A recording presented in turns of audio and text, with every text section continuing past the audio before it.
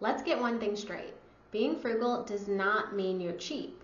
To go a little deeper, being frugal means you're economical with regard to money. Being cheap means you're spending the lowest amount possible with no regard to quality. Basically, being frugal means you give thought to your money decisions. Being cheap means the only decision is price. Now that we've established that frugality is a good thing, I want to share some ideas to help you lead a frugal life. A frugal life is one that is filled with things that matter to you, whether they are experiences, specific things or treats, or people you care about.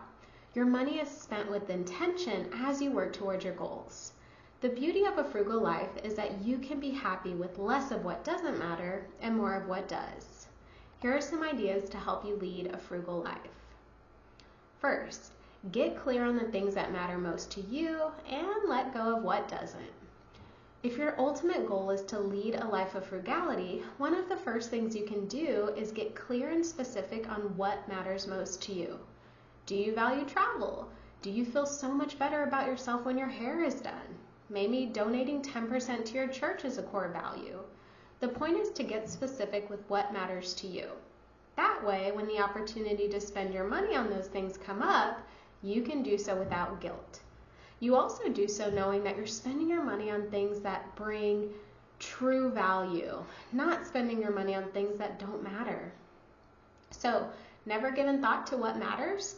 It will take some time and potentially some trial and error.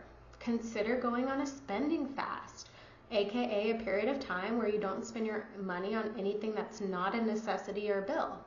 And see what you miss and don't miss after the fast. Be okay with letting go of spending money on things that don't bring true joy or value to your life. Next tip, take away the temptation to spend on emotion. For many of us, spending money makes us feel better when things aren't going well. Spending is a coping mechanism. For another set of individuals, and maybe even some of the same ones, when we're excited or happy, spending money helps keep that excitement going. The pattern in both scenarios is that spending money is tied to emotion. To lead a frugal life, you'll have to learn to avoid spending on emotion. Unless it's thought out and planned for, spending money should not be an emotional act. If you're constantly spending on impulse, it makes you feel like you don't have a handle on your money and your emotions are triggering you to spend. Remove yourself from situations or temptations that encourage you to spend, especially on emotion. Here's an example. If you like to spend your Saturday mornings browsing TJ Maxx, like I used to in the past, because it helps you clear your mind, find other ways to help you clear your mind. Take a walk, go on a hike, kayak on a nearby lake, read a book. The point is to take yourself out of situations that trigger you to spend emotionally or impulsively. The next tip is to practice characteristics of minimalism. Living a frugal life requires you to have characteristics of a minimalist. Now, I'm not saying you have to go full-blown minimalist, but start in practicing the important concepts of the practice. One concept of minimalism is that you only surround yourself with things that spark joy. Everything else is donated or tossed. Living with less can help you stay in the frame of mind of only bringing things into your life that truly matter to you. Not to mention, less stuff means less clutter, and less clutter usually means a more peaceful mind. Next tip, find joy in things that don't cost money. My now fiance and I went kayaking a little while ago on a lake in downtown Austin, and it was so peaceful. And over the past maybe 2 years, I've learned to find joy in being outside in nature. I think an idea to help you lead a frugal life is to find joy in doing things that really don't require money. This could be getting outside like me, volunteering, spending time at the local library, organizing your home, or any other thing that interests you. And when you can enjoy activities in places that don't require you to spend money, you can spark joy in your own life while keeping a healthy bank account balance.